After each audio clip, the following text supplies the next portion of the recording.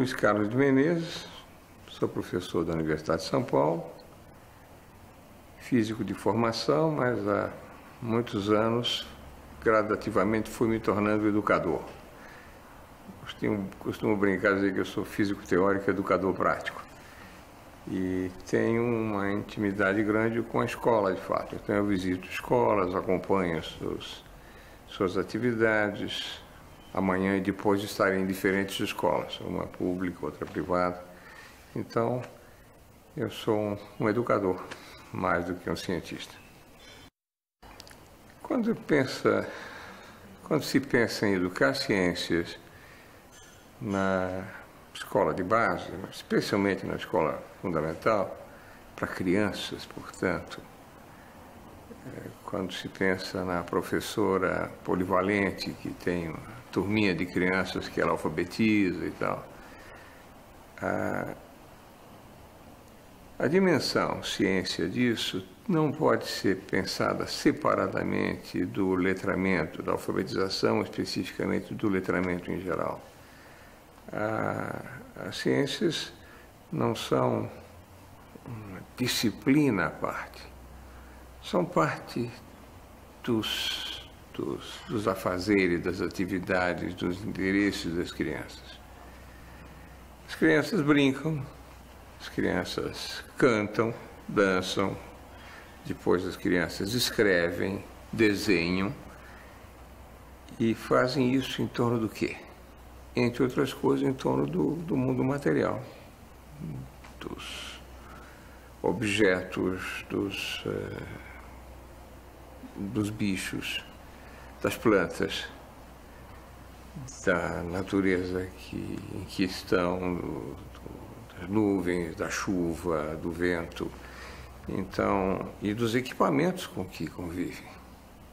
Então, uma criança hoje convive, mesmo crianças novinhas, com equipamentos muito sofisticados, com tablets, com telefones sem fio, com celulares, com os quais brincam, jogam, se comunicam.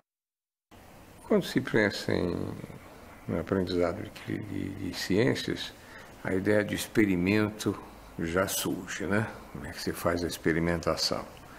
Ora, quando se trata de crianças, professora polivalente, etc., é quase artificial a ideia do laboratório de ciências na escola. O grande laboratório para ciências no início da escola é o mundo, é a vida. E aí depende em que ambiente se está. Se você está num ambiente praiano, você tem uma fauna e uma flora típicas dessa região. Se você está numa região rural ou numa cidade grande, devastada, com pouca vegetação, o mundo é de tipo diferente. Então, mas é importante que as crianças sejam estimuladas a buscar elementos dessa vida natural ou tecnológica, classificar, denominar, então, as coleções que as crianças possam fazer de folhas, insetos ou parafusos, e a classificação espontânea delas, e depois, quem sabe, orientada pela professora, é um momento muito importante de apreensão, de compreensão das coisas. Quer dizer, quando eu começo a classificar, eu posso classificar por tamanho, por cor, por forma, ou depois por natureza e espécie. Então, o próprio esforço de coleção e classificação tem um lado lúdico, do jeito que a criança coleciona figurinha ou o que seja, ela pode colecionar elementos do seu convívio natural. E a orientação da professora deve ser de modo a gradativamente introduzir conceitos, mas isso sem tirar a espontaneidade da criança na sua busca, Agora, não se pode ter a ilusão de que a professora saiba toda a ciência e responda de prima todas as respostas, tenha de primeira todas as respostas das perguntas formuladas. A orientação mais importante para essa professora, às vezes mesmo quando ela tem a resposta, não é dar a resposta e matar a curiosidade. vamos descobrir isso e buscar junto com as crianças a resposta. Isso pode estar no livro-texto, se tiver acesso à internet, pode estar na internet ou num site de busca. E, às vezes, diferentes respostas para a mesma questão devem ser cotejadas. Então, a professora não tem que se preocupar com o domínio de toda a ciência que permita responder a qualquer das perguntas das crianças. Claro, às vezes há uma deficiência de formação da própria professora, o que é compreensível. Às vezes o seu curso de formação inicial não lhe garantiu um domínio da ciência da natureza. Então, isso não significa que ela não possa lidar com ou até estimular a curiosidade da criança, desde que ela se disponha a buscar junto com a criança. Então, há aspectos que são práticos no aprendizado da ciência. Então, o cuidado com a saúde, a higiene, né? A compreensão do próprio corpo. Isso tudo faz parte, digamos, de um treinamento, digamos, para a vida pessoal e social e contém aspectos científicos. Mas há outros aspectos que podem ser práticos de uma maneira mais indireta. Então, saber denominar as coisas, saber denominar processos com os quais a gente convive, fazem parte da cultura humana em geral e, portanto, tem que ser dominado pelo jovem, e a escola não começa isso no ensino médio, você começa desde cedo a aprender a denominar processos. Então, os fenômenos naturais, como que muitas vezes não estão restritos à ciência, podem aparecer, digamos, na geografia, não é? Que é olhar o raio, o trovão, etc. Então, a compreensão de fenômenos acústicos ou de processos mecânicos ou de relações vitais, biológicas, fazem parte da cultura humana e a escola deve trabalhar.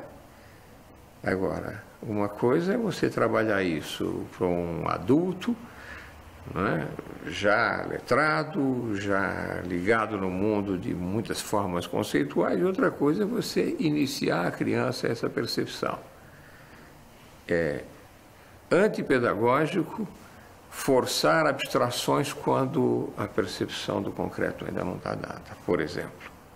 Mas você pode, sim, gradativamente produzir generalizações, né? Então, o fato de que eu lido com a água e com o óleo e ambos são fluidos, o conceito de fluidez surge da generalização, da abstração a partir dessas diferentes concretudes, né? Então, o processo de generalização se dá a partir de situações específicas e concretas. O uso das tecnologias de informação depende muito do que se quer revelar, do que se quer mostrar. Se quer mostrar, digamos, uma pirâmide trófica, quer dizer, que bicho come que coisa, não é? Esse come a plantinha, o outro bicho come esse e assim vai, né? Você compreender como é que funciona um ecossistema, um bioma ou coisa assim. Então, há vídeos, há filmes acessáveis imediatamente na internet que já contêm esses elementos. Às vezes a escola tem DVDs com essas informações, às vezes não tem. Às vezes a escola tem acesso à internet e às vezes não tem. Ora, saber que recursos estão disponíveis e sistematizar o seu uso é importante. Com um computador, hoje você acessa as últimas imagens feitas de uma galáxia distante por um satélite em órbita. você tem acesso a praticamente o acervo de todos os museus do mundo. Então, isso não pode ser feito espontaneamente ali na hora, não vai dar certo. Você tem problemas técnicos, você tem... o preparar isso é dizer, eu quero ver tal coisa e eu me adianto e eu vou levar isso para a sala de aula para mostrar. Então, certas coisas que antes eram simplesmente objeto de discurso da professora, hoje pode ser um videozinho visto em alguns minutos e que mostra toda a diversidade que depois pode ser discutida, desenhada, manipulada, etc. Aliás, com a maior boa parte dos celulares hoje fazem pequenos filmes. Ora, as crianças podem fazer esses filmes. As crianças podem filmar situações, projetá-las e discuti-las. Então, ignorar essa disponibilidade hoje é praticamente impensável. E essas tecnologias são cada vez mais disponíveis, são cada vez mais baratas. Quer dizer, nesse país tem mais celulares do que habitantes. Boa parte desses celulares são capazes de registrar fotos de coisas da natureza ou pequenos filmes. E isso pode, com muita facilidade, ser observado, projetado, mostrado. Então, é uma transição. É verdade que a escola é muito desguarnecida, etc. Mas essa transição está se dando muito rapidamente. O custo desse equipamento está caindo violentamente. Então, a escola tem que se preparar para essa transição e fazer uso adequado para disso. Para as ciências, isso é particularmente importante. O que se considera, se chama de ciência na escola, pode envolver aspectos éticos, por exemplo. Então, a atitude relativamente ao meio, ao ambiente em que a criança vive, que é lançar, às vezes, um lixo na rua, uma lata de refrigerante, ou coisas muito comuns. Você vê uma pessoa varrendo a calçada com água florada e tratada. Isso é impensável em outros países. Muitos países prezam a água a tal ponto que jamais se usaria a água filtrada e tratada para a descarga nas privadas. Você tem 2 reservatórios de água, um reservatório de água potável ou de água não potável, de água servida, de água recolhida da chuva. Então, nós vamos precisar muito cedo desenvolver uma atitude com relação à água, que é um bem precioso e que não é infinito. Então, a construção de uma atitude ética depende do conhecimento científico.